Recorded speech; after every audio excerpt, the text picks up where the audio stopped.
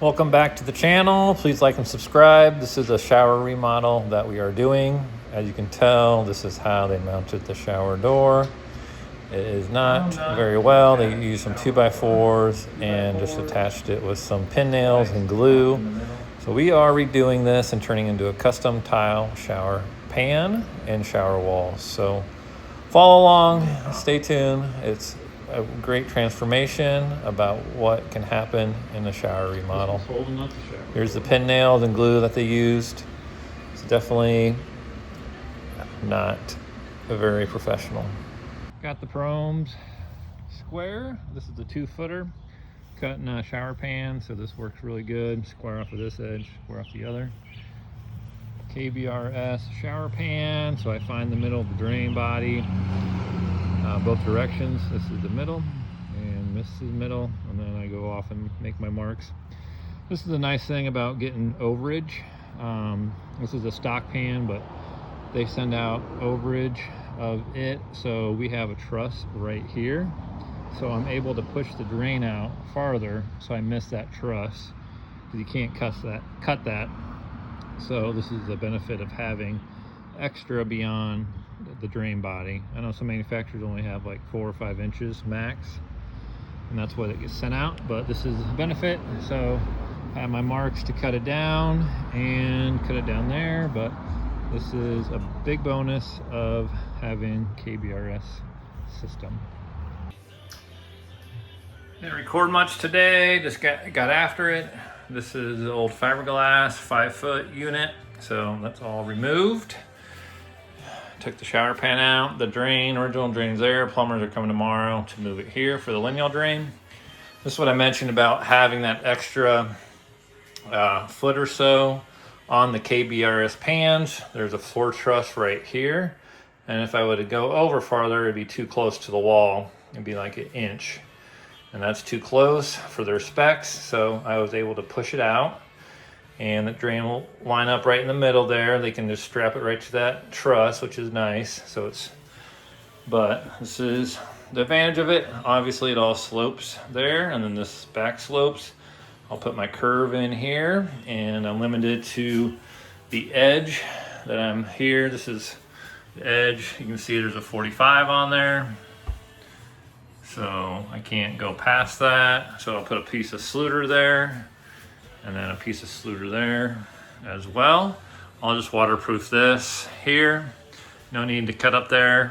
No water's ever gonna splash that high, and it'll be all waterproof if it does. So I just waterproof this with the sealant that they send, and then I'll waterproof all the joints. There'll be a niche somewhere in here or in this back wall, not for sure where, but that's kind of everything. So plumbers come tomorrow, then I'll be able to set the shower pan. Once they are finished, I'll patch in a little bit of the subfloor, and I'll set the curb, get everything sealed, and then Friday I'll seal up the walls and do the blue membrane here. And I always go halfway up with the blue membrane and the mesh, but that's kind of what it looks like. All prepped and ready to go. And then Monday I'll start tiling after it sits over the weekend and dries with the waterproofing and everything. So, but this is the shower. Come along. All right, back at the shower. Plumber was here, so he moved the drain. The drain location was here. This was a hole that was misaligned when they first originally did the house, and they moved over to here. So that was the original spot for the pan. He moved it over here with the P-trap and everything.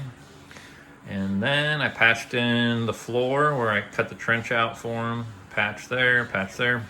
I just used some go board here and put some backer behind it. Obviously it's not 3/4 because it's only 1/2 inch, but I'm gonna fill this with mud and you'll never see it. It's gonna get filled in. And then you leave a good spot around the drain. I cut the little flange off the top of that truss, which does not hurt anything. So that's good to go. I'll cut that flush, or I'll cut that down, what I need to cut it down a little bit here after I get the pan set. But this is what it looks like before. I'll kind of wet this area and then put my thin set down. But that's what today will do. Set the pan, get things sealed up. Forgot to get the curb, so I'll have to get that tomorrow and set that. and then do the blue membrane around, and then maybe tile, get the niche cut in, and that's probably all I'll do tomorrow. And then start tiling on Monday. All right, we got the mortar spread. I used, I think it's around 5/8 trowel on there. So spread that out everywhere. Obviously that's an existing hole, doesn't matter about that, but that's how it looks spread out. And then I always do a 1/4 inch on the pan. So that's what I do, get it all spread for that. So the guy just smooth it over with a flat trowel, but I always give a little extra. So, but I'll set this in, go from there. So I got the drain put in, then I tape it off for the duration of the project, but I'll, you want the sealant to come out, ooze out like that. So I'll spread some more and spread it out. And then that's when I take the blue mesh and the blue waterproof and I'll go over this drain everywhere. And then I'll seal up all these corners, and then I'll do the blue mesh up the walls and everything, and then obviously get the curb in and seal that up. But that's what it looks like. Drain's dropped in. This is a 24-inch lineal drain, and then it's got the plenty of back slope here. It's all pre-sloped per spec, so should be good. So got everything waterproofed. I'm gonna cut the niche out real quick. So this is all waterproofed here. I'm gonna leave that spot open so I can work tomorrow. And then once I'm done with this wall, hopefully, I'll seal this and I'll put the curb in and get that all sealed up. But I'm gonna leave the curb out for now until so I can work and not have to step over it. So I'll get that cut and fit in, but just gonna leave it out. But this is what it looks like. Got the John's Mainsville Go board and then a KBR's pan sealed up, ready to go. Day 2.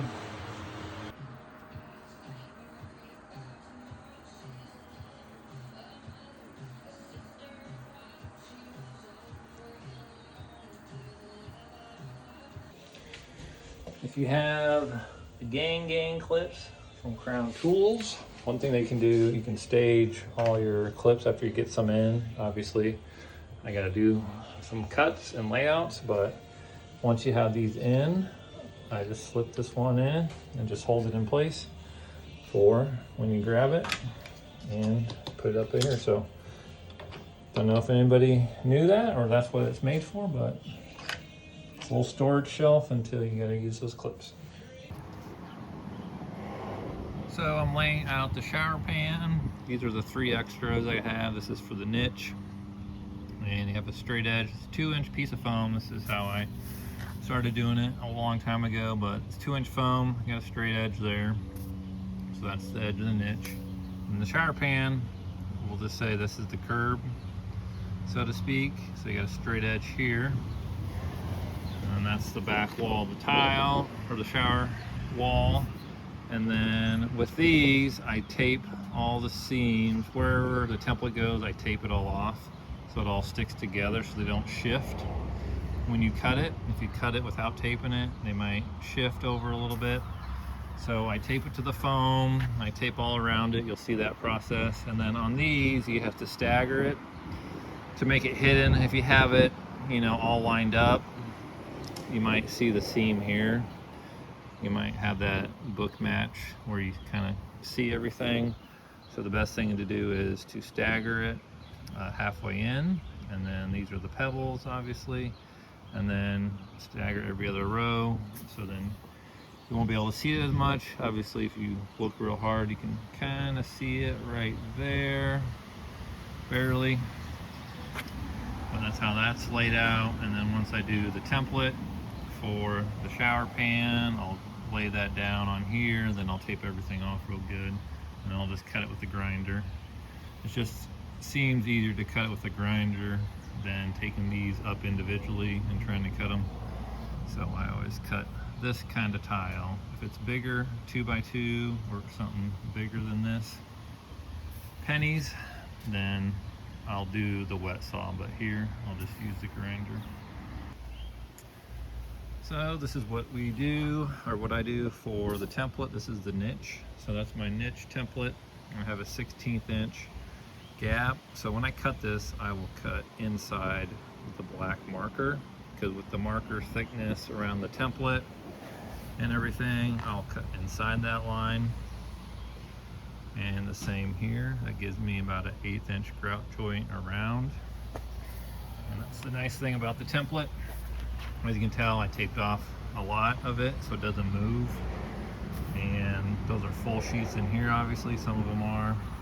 But you do have more waste. You know, I'm gonna waste all this, I'm gonna waste all this, and waste a little bit over there.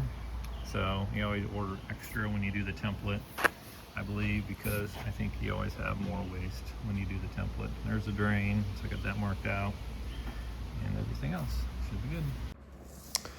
The shower is complete, and here's some finished photos of everything. We use a KBRS shower pan, a black lineal drain, and we use a metal sluter shelf that is in that niche.